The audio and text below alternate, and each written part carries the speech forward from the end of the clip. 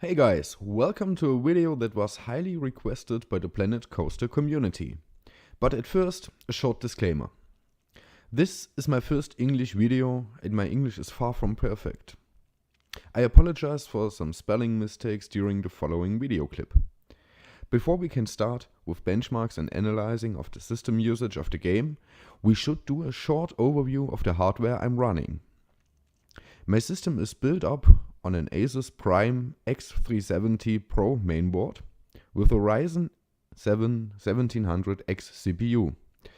The processor is slightly overclocked to 3.8 GHz on all 8 cores. On the system RAM side, there are 16 GB of GSkill running at 2933 MHz.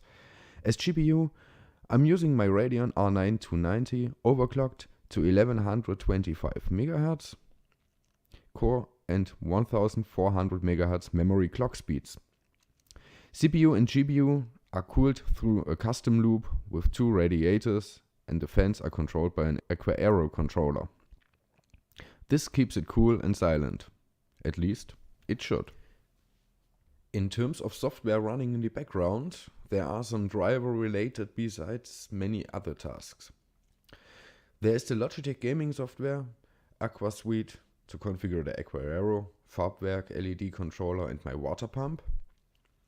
To capture Planet Coaster itself, I'm using the Radeon Relive built-in recorder and it doesn't really affect my performance, at least 1 or 2 frames per second in some situations, but I think that's not that much to worry about.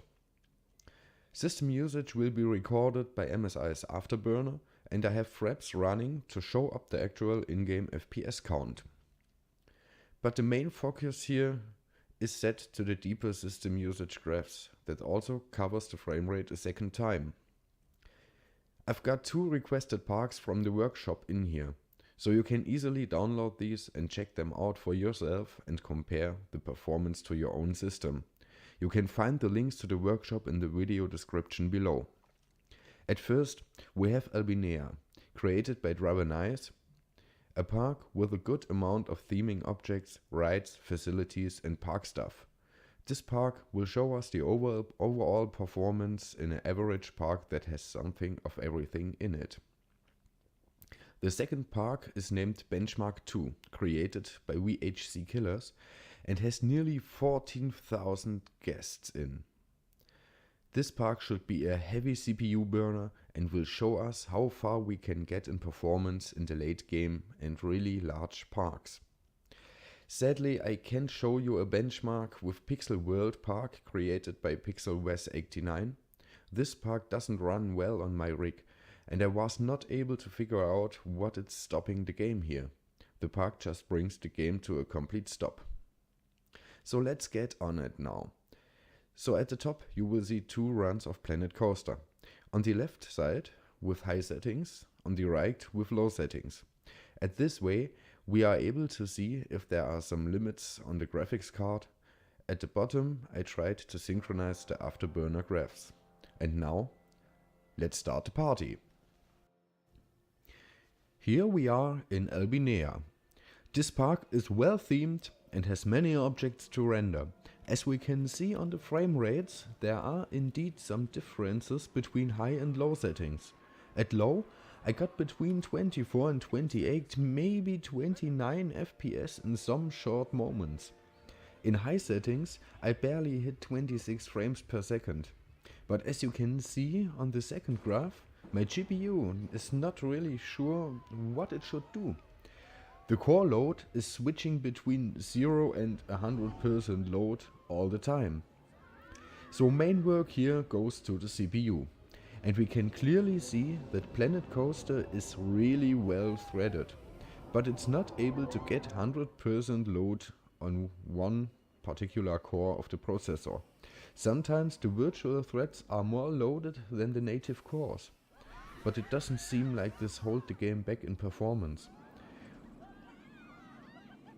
On the on-ride parts of the roller coasters we can also see the gap of around 4 to 6 FPS between low and high settings.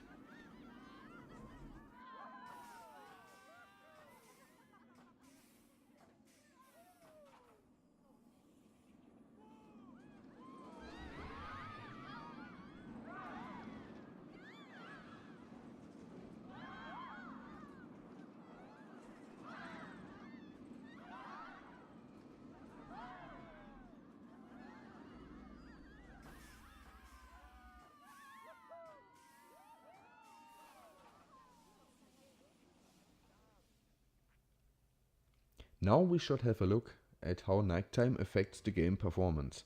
Surprisingly, not really a noticeable difference. I thought the Lightning engine would affect the frame rates a little bit more than it does. What we can see is that the graphics card has a little bit more constant load, but not that much of a difference to daytime. There are also the same differences between high and low settings. I'm not sure if this could hint on some sort of engine limit. It would be good to know if there are some sort of main threads on the CPU that could be held back when they are loaded to a virtual thread. But at this point we can't really figure this out without the help of Frontier guys. Maybe Andy is able to have a look at this and has some ideas to optimize the threading a bit.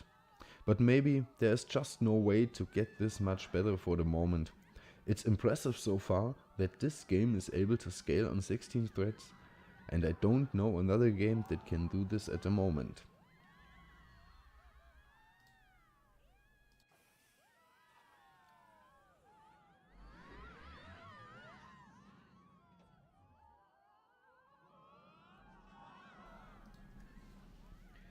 By the way, I'm also impressed by how good this game looks at low settings. You have to take a closer look to spot larger differences between the settings, but sure, the level of detail on objects is far more aggressive, but that's just business as usual.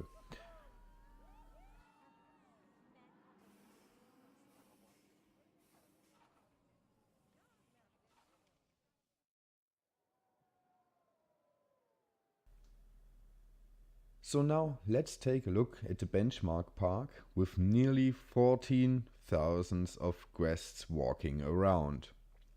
And now we clearly sorted out any possible GPU limit.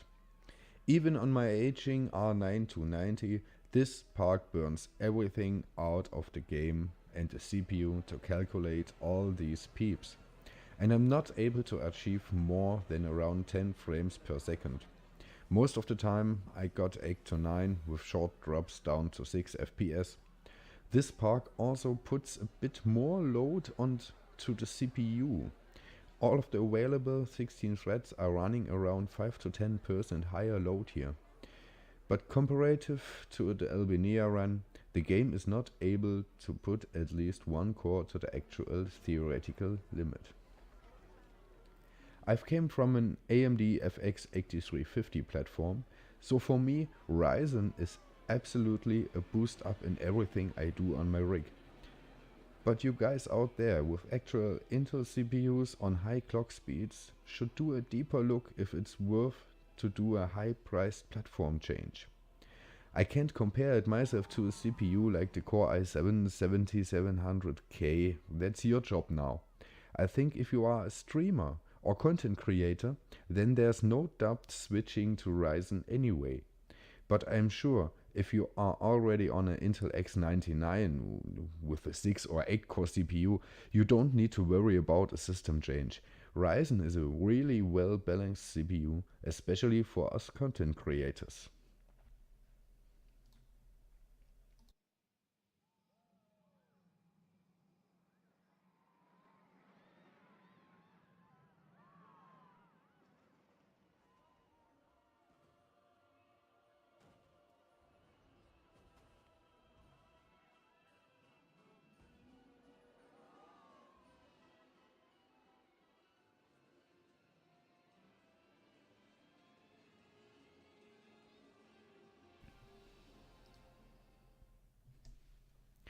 So as a little extra at the end, I've done some special tests. At first, we will have a look at how Planet Coaster runs if we set it up to just use physical cores. To get this done, I'm using Process Lasso and set the affinity temporarily to the 8 physical cores of the Ryzen. Some other games get a performance boost when SMT is disabled, so I was a little bit curious how Planet Coaster will react, but not much of a surprise. Performance got worse and the cores are nearly loaded up to the limit. So when it comes to Planet Coaster, I absolutely recommend to enable SMT and use all 16 threads. It's not that much of a difference in terms of FPS, but the game feels more laggy on 8 cores. It's like it got more unfrequent frame times. The problem is I can't really log frame times with software. Afterburner is just able to do 100 milliseconds of log frequency. That will not give a realistic look at detailed frame times.